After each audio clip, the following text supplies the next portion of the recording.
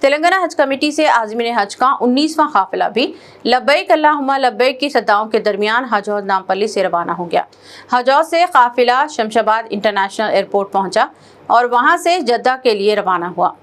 تاحال تلنگانہ حج committee سے 19 قافلوں کے ذریعے جملہ 8116 عازمین حج سفر مقدس پر سرزمین حجاز پہنچ چکے ہیں۔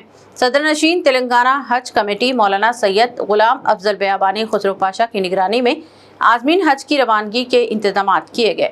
ریاستی وزیر جنگلات و ماحولیات شریمتی کنڈا سریکھا نے حج ہاؤس پہنچ کر عازمین حج سے ملاقات کی اور ان کے سفر تک نیک تمناؤں کا اظہار کیا۔ کنڈا سریکھا نے عازمین حج سے تلنگانہ اور تلنگانہ عوام کے لیے دعاؤں کی بھی اپیل کی۔ شریمتی کنڈا سریکھا نے صدر نشین حج کمیٹی مولانا خسرو پاشا کے ساتھ عازمین حج کی بسوں کو جھنڈی دکھا کر روانہ کیا۔ جمع ہوئے ہیں ہمارے پیارے بھائی اور بہنیں حج کی پوتر یاترا کے لیے روانہ ہو رہے ہیں۔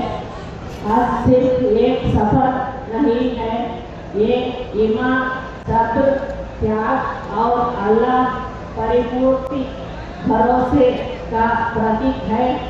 حج انسان کو محبت، انسانیت اور برابری کا پاٹ پڑھاتا ہے۔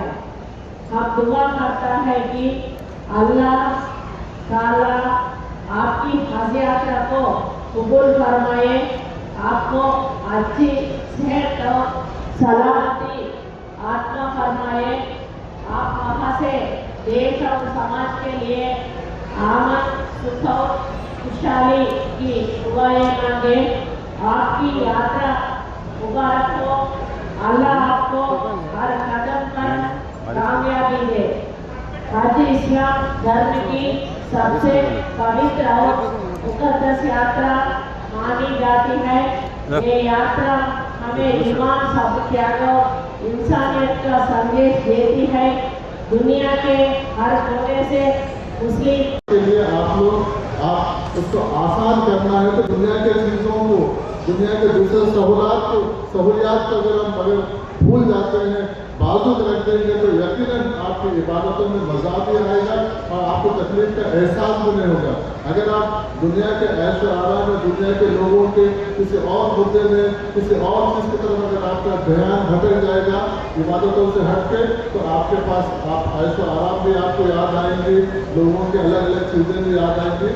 اس لیے اسی سے خیال رکھیے کہ آپ لوگ دعائیں، عبادتیں اس میں مصروف رہیے اور خاص طور پر اپنے دعاؤں میں ریاست کی خوشحالی کے لیے، مسلمانوں کی خوشحالی کے لیے، مسلمانوں کی آبرو کی، عزت کی، عبادت گاہوں کی، خاص طور پر ہمارے ماں بہنوں کی حفاظتوں کے لیے، اپنے عبادت گاہوں کی حفاظتوں کے لیے، کیونکہ میں خاص طور پر کیونکہ بحیثیت وقف بورڈ چیئرمین وقف بورڈ کی جائیدادوں کی حفاظت کے لیے بھی دعا کیجیے، کیونکہ وہ بھی اللہ کی امانت ہے، اس کے لیے بھی حفاظتوں کے لیے اور ریاست کی خوشحالی کے لیے، گنگا جمنا تہذیب کے ملک کی ایکزیکٹو کے لیے ہم سب کے لیے دعا کیجیے۔ اور یہاں پر جتنے بھی لوگ آپ کی خدمت میں لگے ہیں، خاص طور پر حج کمیٹی کے چیئرمین، ان کے ممبران اور جو حج کمیٹی کے عہدیدار ہیں اور دوسرے عہدیدار جو آپ لوگ کی کیمپ کو سفل کرنے میں آپ کے بیچ میں لگے ہیں، ان کے لیے بھی آپ دعا کیجیے یقیناً، کیونکہ آپ کی دعائیں رد نہیں ہوں گی۔